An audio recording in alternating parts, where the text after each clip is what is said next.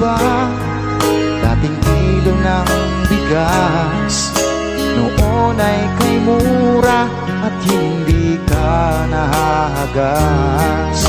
Ngayon nagbago na, sabi nila ay 20 na. Totoo ba? Isa palang istorya. Asawa ko'y dumadaing sa aking kinikita. Mga anak namin nag-aaral, wala nang baon, lakad pa. Ang lagi niyang daing, sila ba'y magtatapos pa sa kanila pagpasok sa eskwela.